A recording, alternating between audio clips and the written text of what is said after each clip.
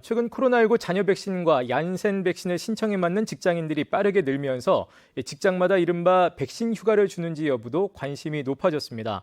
하지만 도내 중소기업은 특성상 휴가를 주지 못하는 경우가 대부분입니다. 허지희 기자가 보도합니다. 원료 의약품을 생산해 수출하는 충주의 한 중견 제약회사 공장. 이 회사는 이달 1일부터 코로나19 백신 접종자들에게 최대 3일의 유급 휴가를 주고 있습니다. 기본 이틀에 이상 반응이 있으면 하루 추가할 수 있습니다. 발빠른 백신 휴가 도입에 직원들은 반기고 있습니다. 평균 연령이 31세로 비교적 젊은 데다 최근 얀센 백신 접종 예약자가 많아졌기 때문입니다. 휴가 신청자는 벌써 전체 인원의 10%인 30명에 육박했습니다. 접종하게 되면은 부작용이 있어서 업무 복귀에 좀 부담이 있었습니다. 근데 회사에서 백신 휴가 제도로 도입해 줌으로써 충분한 휴식을 취했고 빠르게 일상생활로 복귀할 수 있었습니다. 특히 교대 근무자들이 본인 휴일에 접종할 경우 해당 일은 일 통상 임금을 지급하도록 했는데 방역 수칙을 따른 직원들의 노력을 형평성 있게 보상하기 위해서입니다.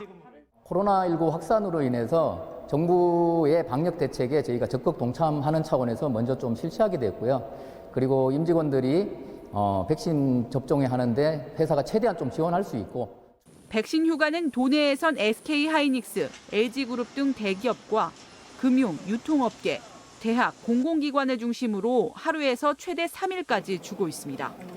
하지만 99%가 제조업인 도내 중소기업 특성상 인력 부족으로 대부분이 백신 휴가를 도입하지 못하고 있습니다. 법에서 보장하고 있는 연차 휴가조차도 제대로 노동자들이 사용하지 못하고 있는 실정입니다.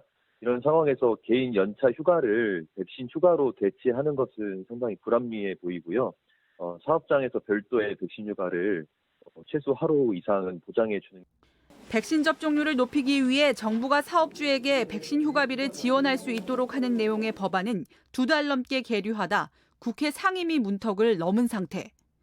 휴가 비용, 지급 범위 등은 대통령령으로 정하도록 했는데 기획재정부는 과도한 입법이라며 반대하고 있습니다. 국민 상당수가 직장과 가정 등에서 방역수칙 준수와 백신 접종으로 모두의 안전을 지키는 데 노력하고 있지만 그 노력에 대한 보상은 현실에선 차이를 보이고 있습니다. MBC 뉴스 허재입니다.